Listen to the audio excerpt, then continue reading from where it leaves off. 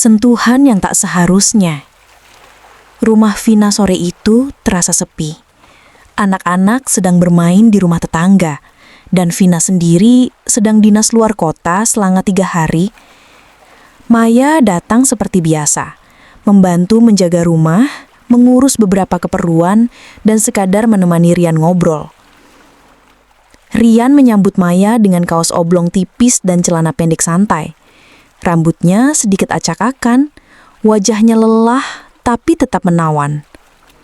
"Makasih ya, Mai, udah repot-repot terus," katanya sambil menuangkan teh hangat. Maya tersenyum kecil. "Gak apa-apa, aku seneng kok bantuin kamu sama anak-anak. Lagian rumah ini udah kayak rumah kedua buat aku." Obrolan mereka awalnya ringan, tentang anak, kerjaan, sampai masalah pernikahan. Rian mulai bercerita bahwa hubungannya dengan Vina sudah lama hambar. "Kita kayak sekamar tapi nggak sekasur," katanya pelan sambil menatap Maya. Ada jeda, diam, hening yang aneh. Maya merasa jantungnya berdebar. Tatapan Rian seperti menyiratkan sesuatu. Lalu, "Tangan kamu dingin," kata Rian tiba-tiba menyentuh tangan Maya yang memegang cangkir. Maya terdiam. Sentuhan itu sederhana, tapi membuat tubuhnya menegang. Dia tak menarik tangannya, malah membiarkannya tetap dipegang. "Kenapa kamu baik banget ya?" bisik Rian. Maya menatap matanya. Lama. "Karena aku terlalu sayang sama kalian." Terlalu. Rian mendekat perlahan. Dalam sekejap, ruang tamu yang tenang itu menjadi saksi pertama dari batas yang dilanggar. Bibir mereka saling mendekat, ragu, lalu berani. Ciuman pertama itu tidak liar, tapi dalam. Penuh rasa bersalah, tapi juga penuh kerinduan yang selama ini terpendam. Rian membimbing Maya ke sofa. Dia mengusap rambut Maya, mengelus pipinya, dan menatap dalam-dalam sebelum melanjutkan ciumannya. Tangan mereka mulai saling menggenggam, menyusuri kulit, saling mencari kehangatan. Maya mendesah pelan, tubuhnya ikut menyerah. "Rian, ini salah," bisiknya. "Tapi rasanya terlalu benar," jawab Rian, suaranya berat menahan perasaan. Mereka tak lagi bisa berpikir jernih. Hasrat dan emosi bercampur dalam pelukan panjang di ruang tamu itu. Maya merasakan bagaimana tangan Rian menyusuri punggungnya, memeluknya erat seolah takut kehilangan. Nafas mereka memburu, tubuh menyatu, peluh menetes di kulit yang saling bersentuhan.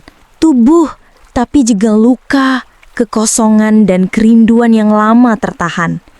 Di atas sofa rumah sahabatnya sendiri, Maya merasakan cinta yang tak seharusnya ada, tapi tak bisa ditolak. Setelah hujan itu, Maya terbangun pagi hari masih di sofa ruang tamu rumah Vina.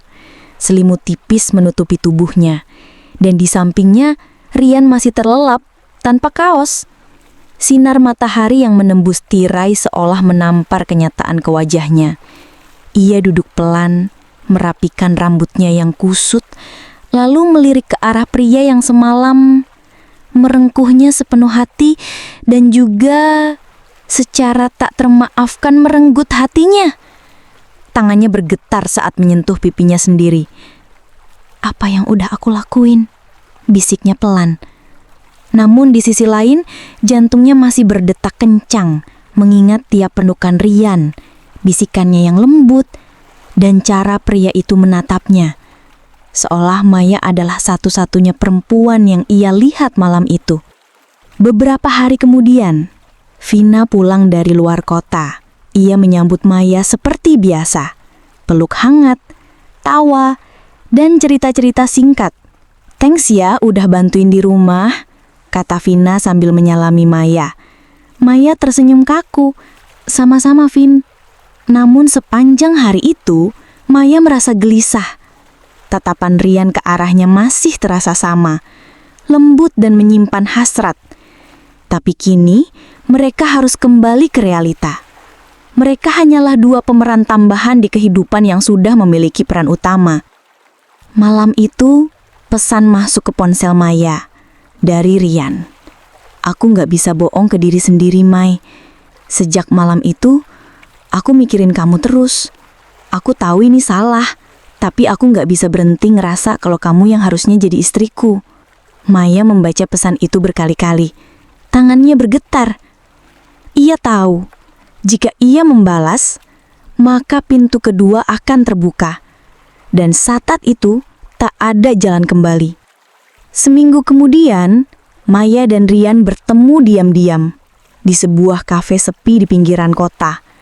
Mereka duduk saling berhadapan. Tak banyak bicara, hanya saling menatap. Aku makin gak ngerti harus gimana, Mai. Suara Rian terdengar serak. Aku sama Vina kayak dua orang asing sekarang. Tapi kamu bikin aku hidup. Maya menggigit bibirnya. Aku juga bingung. Ini salah, tapi aku gak bisa berpura-pura gak punya rasa. Rian menggenggam tangannya di atas meja. Sekali ini aja, Mai. Kita lari. Malam ini. Dan malam itu, mereka kembali bersama. Tapi kali ini bukan di sofa rumah Vina. Mereka menyewa kamar kecil di penginapan tua. Hujan turun di luar jendela. Dan di balik tirai kamar itu, mereka tenggelam dalam pelukan yang jauh lebih liar, lebih dalam, dan lebih hancur dari malam pertama. Tubuh mereka bersatu lagi. Kali ini tanpa ragu. Ciuman demi ciuman, bisikan lembut yang berubah menjadi erangan pelan. Maya memejamkan mata, membiarkan Rian menjelajahi dirinya seutuhnya. Tiap sentuhan terasa semakin meleburkan batas. Tiap helaian napas mereka seolah membawa mereka makin dalam ke jurang tak bertuan. Pagi harinya, Maya menatap Rian yang masih tertidur. Ia tahu, hidup mereka tak akan pernah sama. Apa yang dimulai dari perasaan, kini sudah menjadi ikatan tubuh dan jiwa. Tapi satu hal yang belum mereka sadari, kebohongan itu tak akan selamanya sembunyi. Sudah hampir 2 minggu sejak malam terakhir Maya dan Rian menghabiskan waktu bersama di penginapan tua itu. Tapi sejak saat itu, semuanya berubah. Hati Maya tak lagi tenang. Ia mulai jarang datang ke rumah Vina, bahkan mulai menghindari panggilan telepon. Tapi Rian justru semakin sering menghubunginya. Kita harus ketemu. Aku serius, Mai. Aku udah gak bisa pura-pura lagi hidup kayak orang paling bahagia di depan Vina. Namun, Maya mulai lelah dengan situasi itu. Setiap pesan Rian, setiap rindu yang ia rasakan, berubah jadi beban. Dan setiap kali ia melihat Vina update foto keluarga kecil mereka di media sosial, rasa bersalahnya makin dalam. Suatu siang, Maya duduk sendirian di kafe tempat biasa. Ia menunggu Rian yang katanya akan menyusul. Tapi, tanpa disangka, Vina muncul. Dengan wajah serius dan mata tajam, ia duduk di hadapan Maya. Tak ada senyum, tak ada basa-basi. Aku tahu kamu punya hubungan sama suamiku. Maya terdiam, matanya membesar. Apa maksud kamu? Vina menyodorkan ponsel. Di layar terlihat tangkapan layar isi pesan dari Rian. Terlihat jelas nama Maya dan percakapan penuh kerinduan serta rencana pertemuan mereka.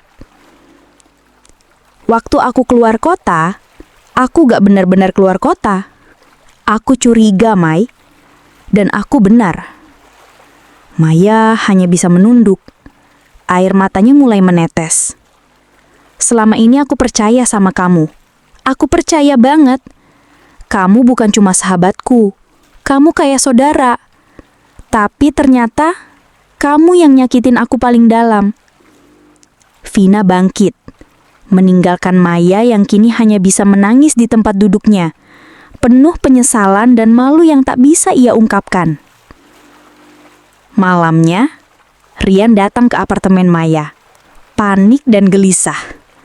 Aku minta maaf. Aku gak tahu dia bakal tahu secepat ini. Maya menatap Rian dengan mata sembab. Aku gak bisa terus kayak gini, Rian. Aku udah kehilangan sahabatku. Kita gak bisa pura-pura lagi. Aku udah bilang ke Vina semuanya. Aku bilang, aku udah gak cinta sama dia. Aku cinta kamu, Mai. Tapi aku gak mau cinta yang dibangun dari pengkhianatan. Maya berbalik. Air matanya kembali mengalir. Rian berdiri mematung. Ia tahu, ini mungkin terakhir kalinya mereka bicara seperti ini.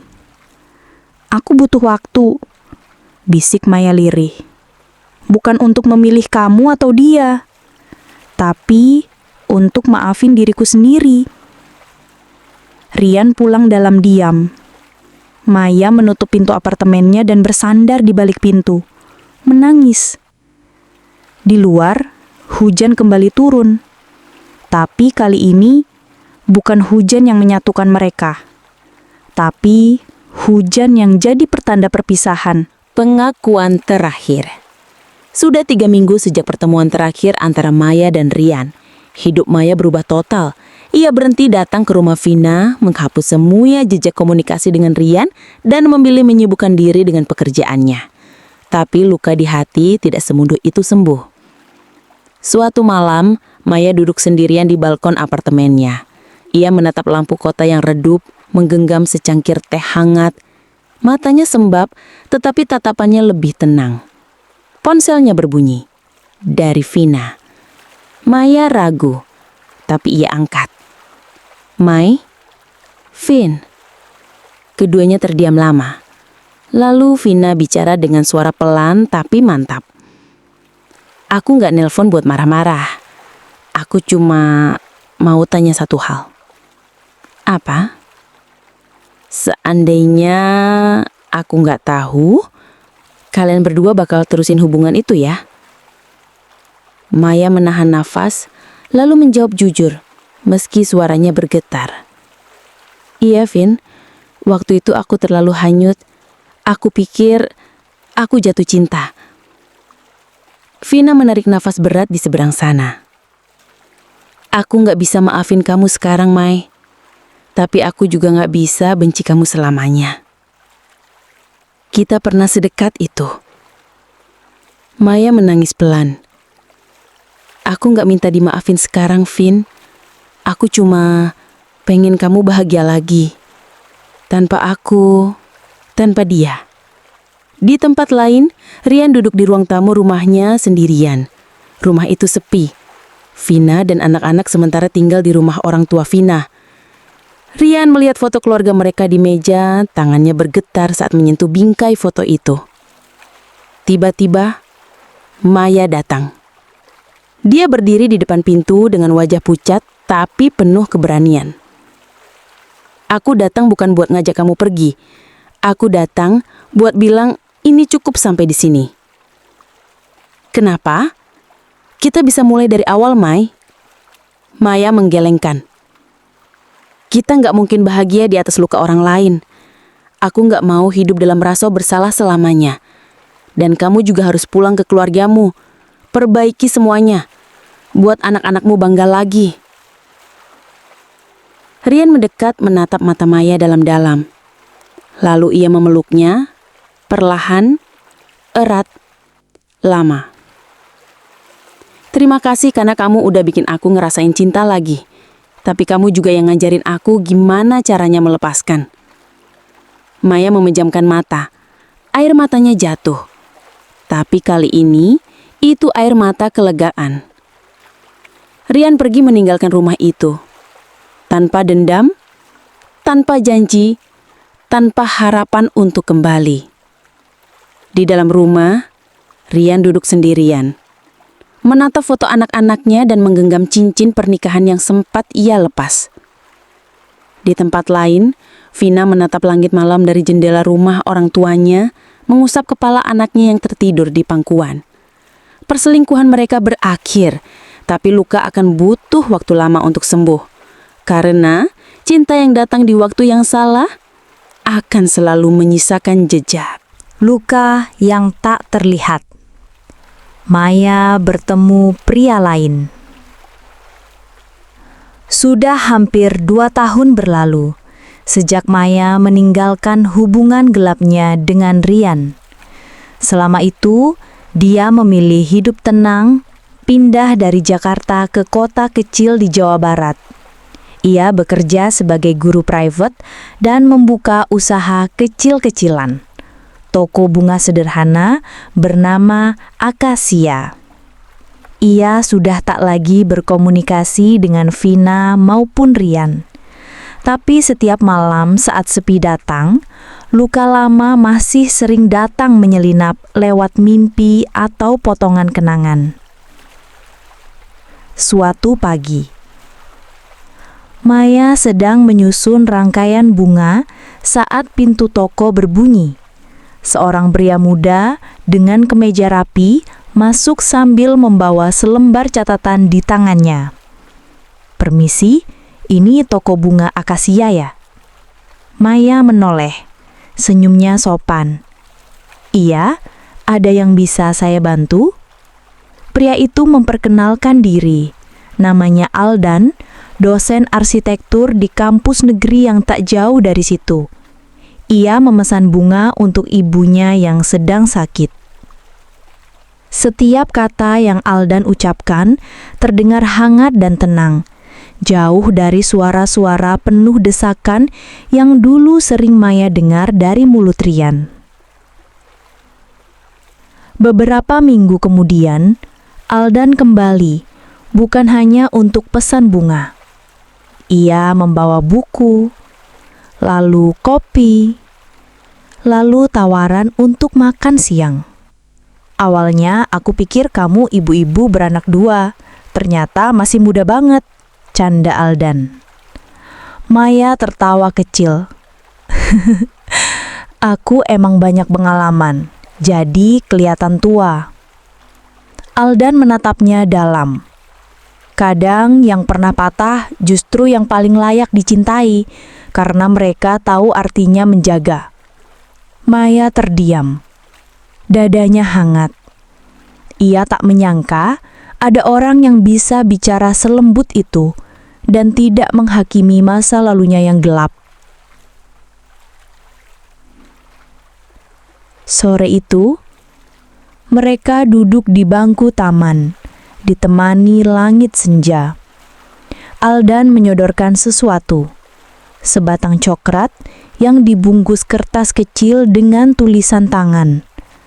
"Untuk hatimu yang pernah luka, semoga sembuh perlahan." Maya tak bisa menahan air matanya. Ia menangis, bukan karena sedih, tapi karena merasa dihargai tanpa syarat. Aldan memeluknya, hangat, tanpa maksud tersembunyi. Hanya pelukan pengertian. Beberapa bulan kemudian, hubungan mereka semakin dekat. Dan saat Aldan akhirnya mengutarakan niat serius untuk melamar, Maya tidak menjawab langsung. Tapi malam itu, ia mengirim pesan singkat pada seseorang.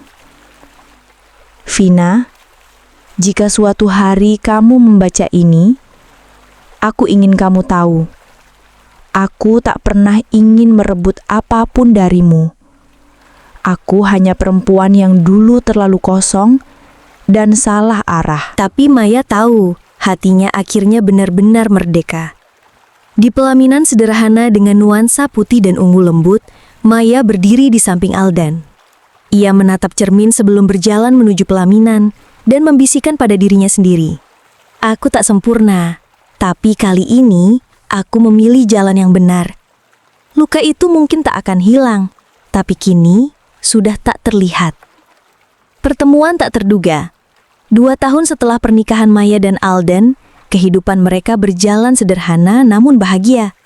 Maya kini tengah mengandung 5 bulan, dan bisnis toko bunganya berkembang pesat. Ia sudah tak pernah lagi menyentuh masa lalu, sampai hari itu datang.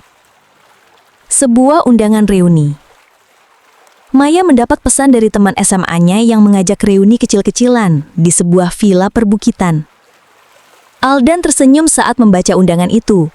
Kamu harus pergi, sekalian refreshing. Aku jagain toko sama bayi kita di rumah. Setelah berdiskusi, Maya pun berangkat. Ia tak berpikir macam-macam. Lagi pula, tak ada yang perlu ia khawatirkan. Malam itu di villa. Suasana reuni hangat, penuh tawa dan nostalgia. Maya duduk di dekat jendela, menikmati udara pegunungan dan teh hangat. Seseorang berjalan mendekat dari sisi kanan. Maya menoleh. Matanya membesar, nafasnya terhenti. Itu Rian. Ia masih sama, tinggi, tenang, tapi ada garis lelah di wajahnya. Rambutnya sedikit beruban dan matanya terlihat kosong. Mereka terdiam beberapa detik seolah waktu membeku. Kamu nggak nyangka kamu datang, kata Rian pelan. Aku juga nggak nyangka kamu masih di kota ini, balas Maya. Tangannya otomatis menyentuh perutnya yang mulai membesar. Mata Rian bergerak ke arah perutnya. Kamu udah menikah ya? Maya mengangguk.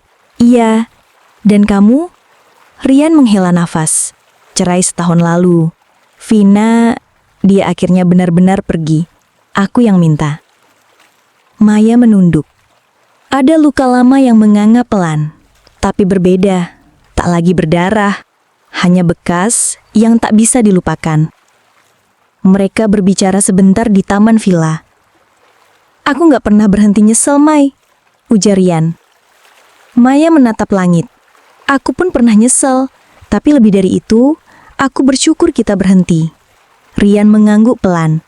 Kamu kelihatan bahagia. Maya tersenyum. Kali ini tulus. Aku memang bahagia, dan aku harap kamu juga akan sampai di titik itu suatu nanti. Hening lagi, tapi hening yang damai. Rian menatap Maya untuk terakhir kalinya, lalu berkata, terima kasih, karena kamu pernah mengisi hidupku, meski sebentar, meski salah waktu. Beberapa menit kemudian, Rian berjalan menjauh. Maya hanya menatap punggung pria yang dulu pernah ia cintai habis-habisan. Tapi kini, cukup dikenang, tak harus dimiliki. Di dalam mobil saat perjalanan pulang, Maya menggenggam tangan di atas perutnya dan tersenyum kecil. Aku sudah benar-benar sembuh, bisiknya pelan. Di kursi depan, supir pribadi villa yang mengantar Maya bertanya, pulang kemana, Bu? Maya menjawab dengan mantap, ke rumah, tempat di mana hatiku kini berada. Hujan turun perlahan di atas atap villa malam itu. Maya belum bisa tidur. Bayangan pertemuannya dengan Rian masih mengendap di benaknya. Ada satu bagian hati yang belum benar-benar selesai, seperti pintu yang masih terbuka sedikit, dan membiarkan angin masa lalu terus masuk diam-diam. Ia berjalan keluar villa, menyusuri taman yang basah oleh gerimis. Di ujung taman, di dekat gazebo kecil dari kayu, Rian duduk sendirian, memandangi lampu kota yang berkelap-kelip di kejauhan. Maya berdiri sejenak, ragu, tapi akhirnya melangkah mendekat. Masih suka hujan? Tanyanya pelan. Rian menoleh, terkejut, tapi lalu tersenyum sendu. Masih. Dulu kamu yang ajarin aku cara menikmatinya. Gazebo kayu dan kenangan lama. Mereka duduk berdampingan, tak bersentuhan. Tapi jarak itu terasa paling dekat dari sebelumnya. Aku mimpi kamu malam sebelum datang ke sini, ucap Rian berat. Maya menoleh. Mimpi apa? Mimpi kita nikah. Tapi di mimpi itu, kamu gak senyum. Kamu cuman berdiri, pakai gaun putih, tapi wajahmu sedih banget. Lalu kamu jalan pergi, ninggalin aku di pelaminan. Maya menunduk, air matanya jatuh tanpa suara. Waktu itu aku gak ngerti, tapi sekarang aku tahu. Itu mimpi dari rasa bersalah yang gak pernah aku bisa hapus. Pengakuan terlambat. Aku pernah benar-benar cinta sama kamu, Mai. Ucap Rian lirih. Tapi cinta itu datang di waktu yang paling salah. Di saat aku harusnya jaga janji, bukan main hati. Maya mengisak pelan. Aku juga pernah cinta kamu. Sampai rasanya nyakitin diri sendiri tiap malam. Karena tahu itu salah. Tapi anehnya, aku tetap bertahan. Karena aku pikir, kamu rumahku. Rian menatapnya. Matanya memerah. Kalau waktu bisa diulang, kalau diulang, mungkin kita akan jatuh lagi. Luka lagi. Pelukan terakhir. Rian berdiri, membuka tangannya pelan. Maya, untuk terakhir kalinya, boleh aku peluk kamu? Bukan karena cinta, tapi sebagai dua orang yang pernah saling menyelamatkan di saat mereka paling hancur. Maya bangkit, menatapnya, dan perlahan masuk ke pelukannya. Pelukan itu tidak seperti dulu, bukan berisi gairah atau hasrat, tapi penuh luka yang akhirnya diberi perpisahan yang layak.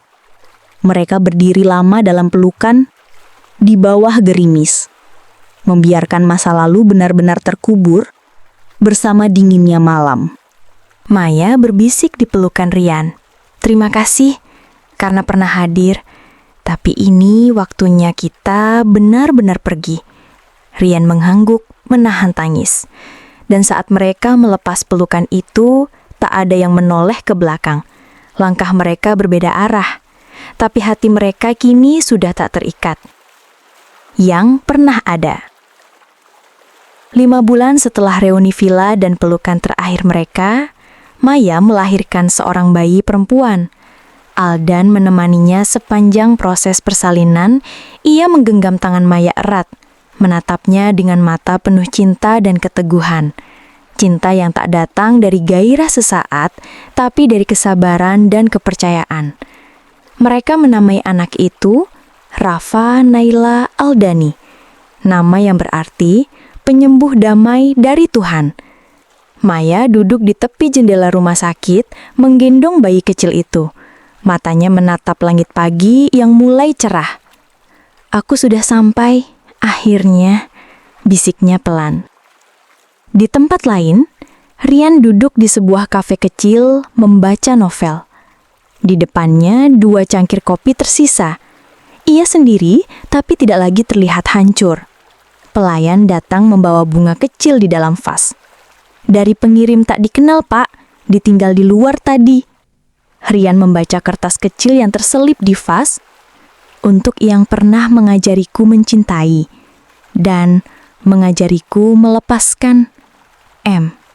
Rian tersenyum kecil, ia menatap keluar jendela. Dan untuk pertama kalinya dalam waktu yang lama, ia merasa tenang. Kalimat penutup. Kadang, cinta yang paling dalam bukan yang bertahan selamanya, tapi yang mengajarkan bagaimana cara memaafkan, mengikhlaskan, dan tumbuh dari luka. Maya dan Rian tak lagi berjalan bersama, tapi keduanya akan selalu saling mengingat, sebagai orang yang pernah saling menyelamatkan di masa paling gelap dalam hidup mereka. Tamat.